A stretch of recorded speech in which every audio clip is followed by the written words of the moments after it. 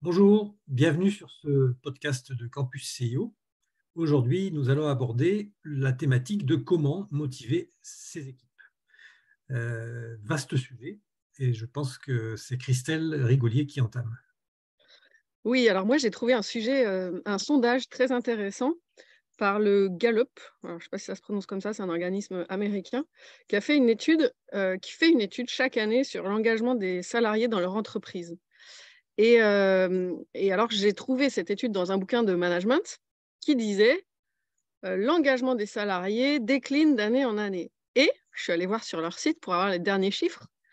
Et curieusement, eh bien, la tendance s'est inversée et l'engagement des salariés augmente depuis le covid.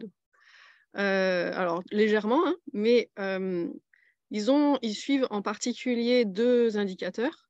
Le premier, le pourcentage des employés engagés qui est, on va dire en 2009, qui était à 12. C'est pas quand même pas beaucoup, hein, mais qui aujourd'hui, alors en 2021 en vrai, c'était hier, à 21. Et l'autre indicateur, les salariés activement désengagés étaient à 27 en 2009 et est à 19 l'année dernière. Donc les 2 courbes se sont inversées. La courbe des désengagés a diminué, la courbe des engagés a augmenté. Et ce que j'ai trouvé très intéressant, j'ai un peu creusé, OK, c'est quoi leur sondage? Quelles questions ils posent? Et j'ai trouvé ça extrêmement intéressant aussi puisqu'ils posent, je crois une douzaine de questions. Ouais, c'est ça, 12. Et qui sont finalement intéressants à connaître puisque pour moi, ce sont, directement les leviers qui permettent de motiver ces équipes. Donc les 12 questions, si ça vous intéresse, je vous les partage directement. La première, c'est: est-ce que l'employé sait exactement ce qu'on attend de lui? Et en effet, s'il sait ce qu'on attend de lui, il va être plus motivé, pour le fournir. Est-ce qu'il a le bon matériel pour faire son job? Et ça, c'est très basique, mais ça coule sous le sens, j'ai envie de dire. Est-ce qu'il a l'opportunité de travailler à l'endroit où il a le plus de valeur ajoutée, de compétences? Et effectivement, si on propose à des gens, qu'une compétence A de travailler, à un endroit où ils n'ont pas les compétences, c'est plus dur. J'ai eu de la reconnaissance dans les 7 derniers jours, donc sous quelque forme que ce soit. 5, mon chef, semble alors s'intéresser à moi, c'est care en anglais, mais voilà, me prend en considération en tant que personne. 6, mes opinions semblent compter. 7, il y a quelqu'un qui encourage mon développement dans l'entreprise. 8, la mission de l'entreprise me fait sentir que mon job est important. 9, mes collaborateurs ou associés font du travail de qualité. 10, j'ai un meilleur ami, alors un best friend en américain, mais on va dire j'ai un bon ami au travail. 11, dans les 6 derniers mois, quelqu'un m'a parlé de mes progrès. Et 12, cette année, j'ai eu l'opportunité d'apprendre et de grandir. Je coupe parce qu'il y a un hélicoptère. Oui, intéressant. Intéressant. Je rapproche d'un sondage qui est paru aujourd'hui et qui a été mis en avant par le national de France 3 à 12h30. Donc c'est vraiment d'actualité. Donc ce sondage montre qu'en 1990, la principale, les Français à 60% privilégiaient le travail et 40% le reste de leur temps. Et aujourd'hui, ça s'est inversé. C'est-à-dire qu'aujourd'hui, il y a 60% des gens qui préfèrent tout ce qui a trait à leur vie personnelle en dehors du travail. 40%. Ça ça m'a un peu épaté. C'est pareil, en 1990 ou dans les années 2000, 60% des gens voulaient gagner plus en travaillant plus. Et là, ça s'est inversé. C'est 60% acceptent de gagner moins et pour avoir plus de temps pour eux. Ouais. Et un peu lié à ces 2 sujets, j'ai aussi les statistiques de Gallup sur le travail hybride. Et en réalité, aujourd'hui, c'est impressionnant. C'est 53% des des gens qui sont en travail hybride, c'est-à-dire qui ont au moins du temps en remote, enfin à domicile ou télétravail ou quoi. 21% sur site et 26% exclusivement en distanciel. Ouais, ça, vraiment, je pense que là, le Covid y est pour quelque chose, hein, quand même, parce Je que pense aussi, ouais. ça a vraiment tout accéléré. Moi, je vois chez Nubo, on a des gens qui sont en télétravail 4 jours sur 5. Hein. Et dans les boîtes que j'accompagne, il y en a qui sont vraiment full remote et avec des collaborateurs partout en France, voire en Europe, voire dans le monde. Hein. Après, il y a une problématique des fuseaux horaires, mais en tout cas en Europe, il y a beaucoup d'équipes qui sont complètement dispatchées aujourd'hui et qui se rencontrent 1 ou 2 fois par an, quotidiennement évidemment par visio, mais qui se rencontrent physiquement 1 ou 2 fois par an, pas plus. C'est Et on pourrait vraiment dire que terrible. l'équipe CEO en fait partie, l'équipe Campus CEO en fait partie, puisque Ouais. on se voit quasiment exclusivement en distanciel et 1 fois par an, on va fêter une belle occasion et c'est aussi l'occasion de se retrouver. Et dans mon travail à côté, c'est pareil, hein, j'ai une équipe 100% distancielle et on se retrouve, on va se retrouver 2 fois cette année aussi. Et moi, j'adore, ça me convient très très bien. Moi je vais vous mettre un petit bémol parce que je trouve que ça a ses limites, en fait. À court terme, c'est très bien et tout le monde est content et en effet, ça permet de gérer son temps. À long terme, je trouve que ça a des incidences négatives sur la communication. Un peu comme les mails, je pense qu'on aura la même logique. Quand le mail est arrivé, c'était génial, tout le monde le voulait. 10 ou 15 ans après, il y a des entreprises qui ont interdit les mails parce que ça ne favorisait pas la vraie communication. Et là, je trouve que le distanciel, il y a un moment donné, ça isole. La communication globale et mutualisée n'existe plus. Et donc, on se retrouve avec des électrons libres. Par contre, il n'y a pas, enfin, les sujets, enfin, je ne sais pas comment les dirigeants arrivent à gérer, en fait, et comment enfin, ils arrivent à motiver l'ensemble des équipes pour aller sur un point unique. Parce que moi, je le vois, en fait, dans le quotidien. Sur la finance, j'ai toujours travaillé à distance, même avant le Covid. Là, aujourd'hui, je demande à mes clients de revenir les voir parce que je perds l'information, en fait. On a tellement l'habitude maintenant de gérer les choses vite et de gérer à distance qu'au final, on a l'impression d'avoir géré, mais on a juste communiqué rapidement. Et je ne sais pas si on a pris le temps d'écouter et de comprendre. Alors, on s'éloigne juste un peu du sujet, hein, puisque le sujet, c'est Ouais. motiver ses équipes. Mais effectivement, est-ce que le télétravail est une source de motivation? Est-ce que le temps de travail en est une autre? Bon, parce qu'effectivement, quand on a un travail passion, parce que nous, autour de cet écran, on est tous passionnés. Donc pour nous, finalement, travailler, bon, c'est passionnant. Du coup, voilà, on trouve notre motivation là-dedans. Et c'est souvent les dirigeants sont quasiment tous dans ce cadre-là. Mais bon, les équipes, comment les motiver? Donc, moi, ce que j'entends, c'est que de plus en plus, les gens veulent moins travailler. Hein, c'est le sondage d'aujourd'hui sur France 3 le montre. Il y avait une dirigeante qui dit maintenant, depuis 2 ans, toutes mes embauches, les gens demandent à faire un 4/5e.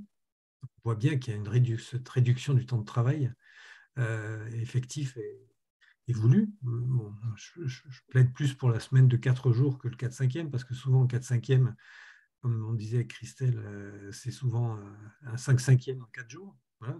Alors que la semaine de 4 jours, c'est un peu différent. C'est difficile de faire beaucoup plus en 4 jours.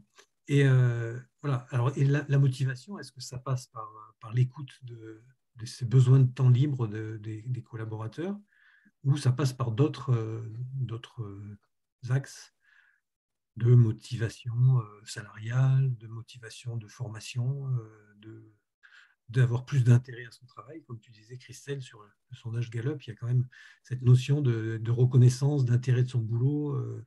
Et Alors, c'est aussi un peu facile pour nous d'en parler, parce qu'on est souvent aussi avec des dirigeants ou des équipes qui sont très, très motivés.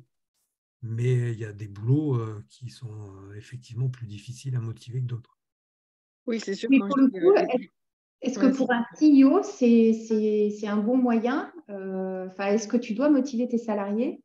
Parce que, enfin, en faisant du télétravail, c'est pas toujours évident.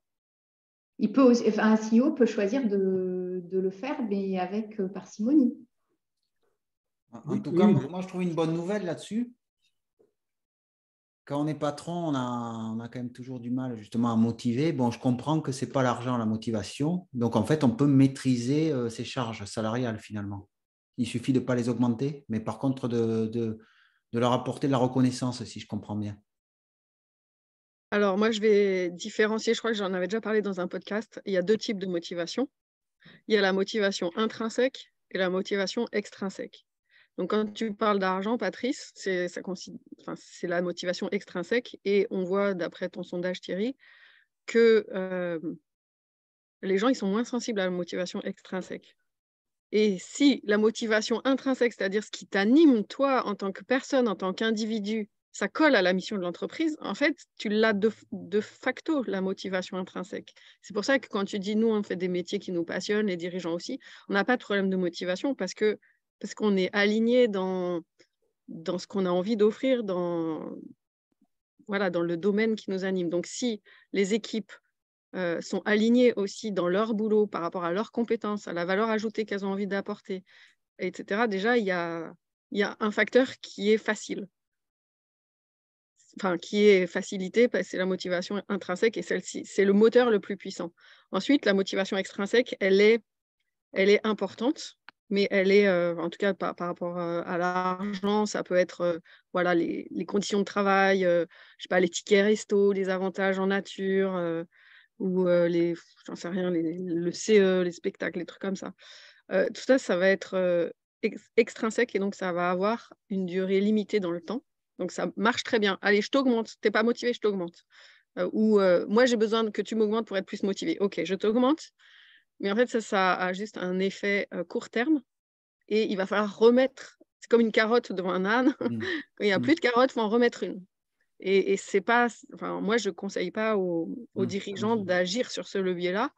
Et en effet, la reconnaissance, on la cherche tous quelque part. La reconnaissance, on pourrait l'appeler sous forme déguisée de l'amour, et les gens, ils cherchent ça, en fait. Alors, moi, j'ai une question par rapport à ça, Christelle. Est-ce que finalement, le salarié ou le collaborateur qui nous demande une augmentation, on n'en tient pas compte finalement? Et on travaille plutôt sur les paramètres plus de bien-être, de reconnaissance, etc. En gros, parce qu'on sait que ça ne va pas tenir dans le temps, cette affaire. Il va nous demander de l'argent. Souvent, on les augmente par faiblesse parce qu'on a peur de les perdre. Mais finalement, est-ce qu'on pourrait l'oublier, ça? Alors, Le fond. la motivation extrinsèque, enfin, les facteurs externes jouent à l'inverse. C'est-à-dire que si la personne est vraiment pas contente de son salaire, c'est un facteur de démotivation très fort. C'est là où je ne peux pas te dire non, on n'en tient pas compte, en fait. Mais si la personne n'est pas motivée, ce n'est pas ça qui va l'amener à une motivation sur le long terme. Après, Si la personne est mécontente de son salaire, c'est sûr que ça l'empêche de travailler, mais tu vas redevoir mettre C'est beaucoup plus important de travailler sur des leviers. Est-ce que tu es à ta place? Comment tu as envie de grandir? Vous avez entendu les questions? La croissance. Sur quel sujet tu as envie de progresser? Posez cette question-là à vos collaborateurs. Enfin, moi, vraiment, c'est ça. Vous avez entendu aussi, mes opinions semblent compter. Là, moi, j'encourage vraiment tous ceux avec qui je travaille de passer sur des modes d'organisation différents. C'est-à-dire, on arrête la pyramide décisionnelle où c'est le dirigeant qui décide. Déjà parce que le monde est complexe et donc s'il décide seul, il va lui manquer des éléments pour prendre la meilleure décision. Mais aussi parce que c'est un facteur de démotivation énorme pour les équipes quand une décision tombe. Enfin, moi, je le vois même dans des comités de direction. Hein. Quand la décision vient d'encore plus haut, ils sont obligés de faire appliquer des choses dans leur direction sans en avoir été partie prenante de la décision. Ça nuit vraiment à la motivation des équipes. Donc, pour moi, voilà, il y a des leviers plus simples et plus long terme qui vont être ça, l'organisation. C'est-à-dire permettre aux collaborateurs de vraiment prendre part aux décisions, même stratégiques de l'entreprise. Alors après, il y a différents niveaux stratégiques, hein, mais, et puis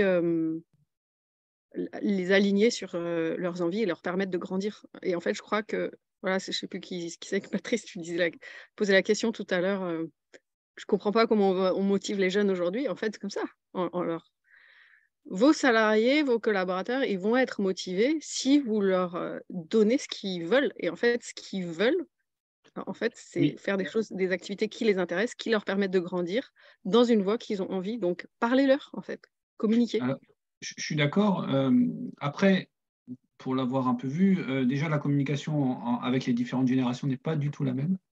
Et il y a aussi des gens qui considèrent que, alors moi je l'ai, pour l'avoir vécu, il y a des gens qui considèrent que c'est au patron de savoir. Et pour rentrer en communication avec ces gens-là, c'est assez difficile. Et donc, Okay, ils n'ont pas envie d'aller, de donner la solution, comme s'ils se fermaient par rapport à ça, ou ils considéraient qu'il y a le perso et le boulot.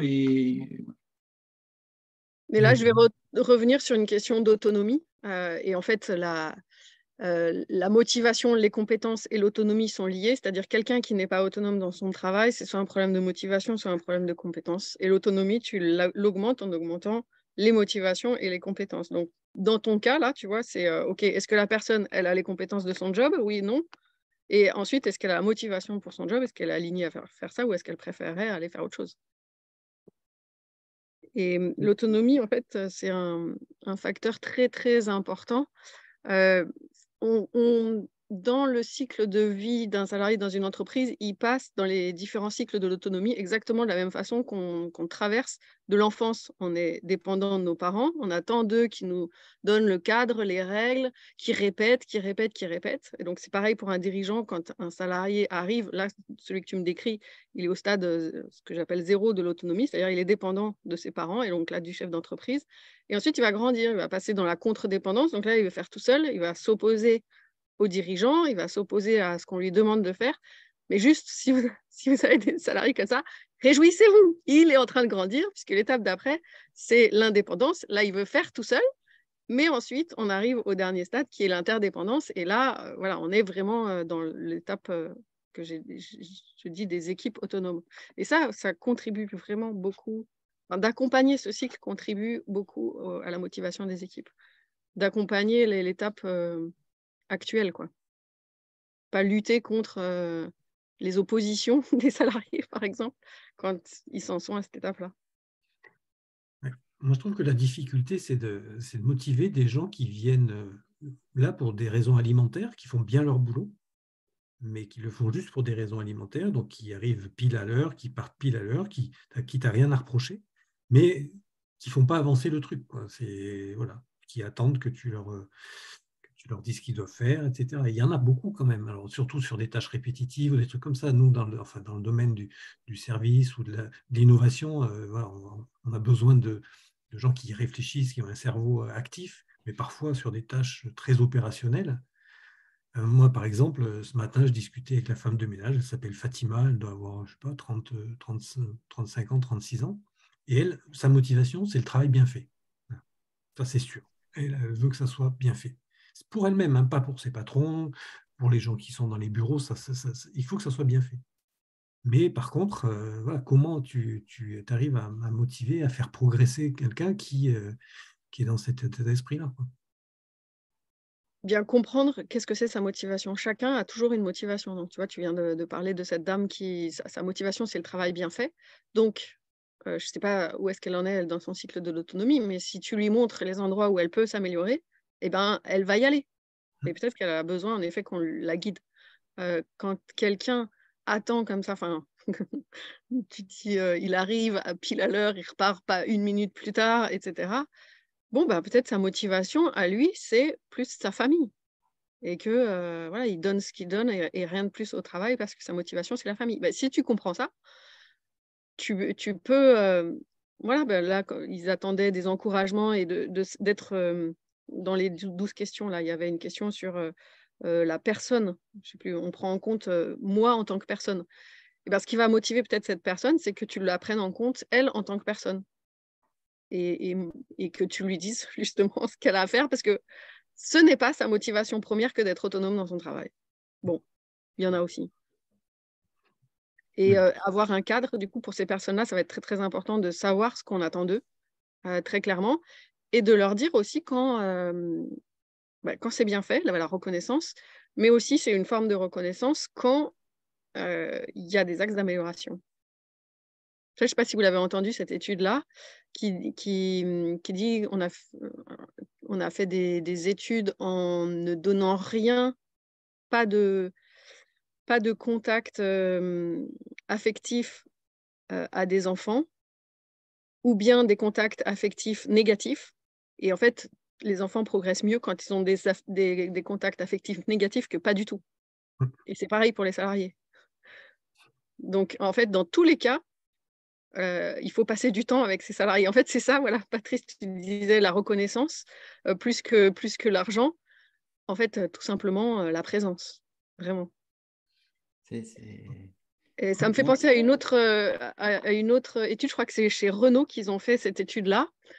Ils se sont dit, tiens, je ne sais pas si je vous l'ai déjà raconté, on va augmenter la température des usines de 1 ou 2 degrés pour voir si ça améliore l'efficacité et la motivation des équipes au travail.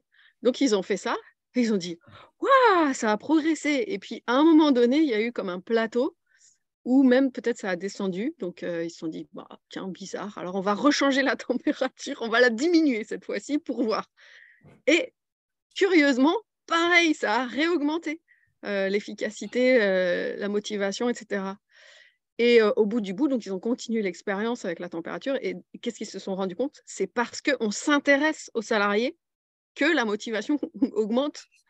Ça n'a rien à voir avec la température, mais cette histoire de température leur disait, on s'intéresse à vos conditions de travail. Voilà, simplement, intéressez-vous à vos salariés, comprenez quelles sont leurs motivations, et en quelque sorte, toutes les motivations sont valables. Même, quand bien même, il pourrait qu'il y en ait qui ait une motivation intrinsèque qui soit l'argent. Il vient juste pour gagner de l'argent. Ça s'appelle être missionnaire. Bon, ben voilà. Eux, ça va, c'est ce levier-là qui va marcher.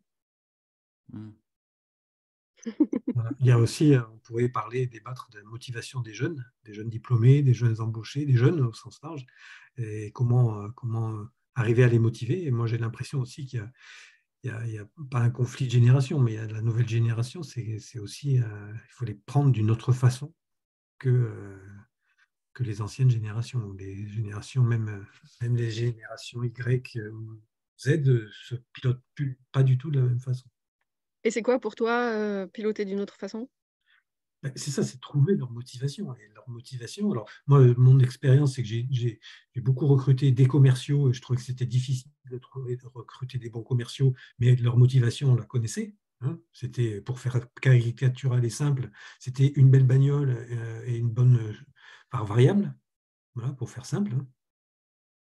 Moi, j'ai recruté aussi des développeurs informatiques pour le compte de WeSeed, et puis j'accompagne des boîtes que j'accompagne qui sont chez Nubo pour recruter des développeurs. Et ça, c'est compliqué, c'est encore plus compliqué parce que leur motivation, effectivement, ça peut être du bon matériel, ça peut être un bon langage de codage, mais c'est aussi du sens. Pourquoi ils font ces codes-là, à quoi ça va servir. Voilà, donc, et je trouve que, effectivement, chez les jeunes, c'est moins évident de savoir qu'est-ce qui fait sens pour eux, quoi. Ouais, moi, ce que je crois, ce que j'observe, c'est que on était beaucoup conditionnés. C'est-à-dire que le conditionnement de la société, c'est avoir un travail, gagner sa vie, machin. Aujourd'hui, de plus en plus, les jeunes, ils sont déconditionnés. Donc, ils sont beaucoup plus proches d'eux-mêmes, proches de leur motivation intrinsèque. Et si on ne va pas chercher ce levier-là, on va dire, ah, les jeunes, ils ne sont pas motivés. Si, ils le sont très bien pour ce qui compte pour eux. Allez chercher ce qui compte pour eux et vous allez arriver à les motiver aussi bien, voire même mieux que les anciennes générations qui travaillaient pour avoir la sécurité, pour avoir de l'argent, pour se construire voilà, le schéma, la voiture, la maison, etc. Moi, je suis Oui, mais tu as raison, tu as raison. Moi, j'ai 3 enfants, 3 grands-enfants qui n'ont pas de voiture. Oui, eh bien, je partage. Moi, je ne comprends pas. Mon second, il lutte pour passer le permis. Je ne comprends pas. Pour moi, permis égale liberté et pas lui. Je ne comprends pas. Parce Oui, qu'il a c'est vrai. Blablacar. Voilà, c'est ça. Oui, alors, moralité ou synthèse, il faut s'intéresser à ses collaborateurs et en s'intéressant, ne serait-ce qu'en s'intéressant, on va trouver ou améliorer leur motivation. Ouais, merci Thierry pour cette synthèse. Et je dirais aussi, prenez conscience de la façon dont l'organisation peut démotiver vos équipes avec une structure hiérarchique classique. Et vraiment, moi, je crois vraiment que dans les 10 ans à venir, ceux qui ne vont pas faire cette transition organisationnelle, eh bien, les jeunes ne voudront plus travailler pour eux, ils ne comprendront pas pourquoi, mais ce sera aussi bête que ça. En fait, ils ont envie de contribuer vraiment. Donc, transformer vos entreprises. Merci. Merci à tous. Merci. Merci.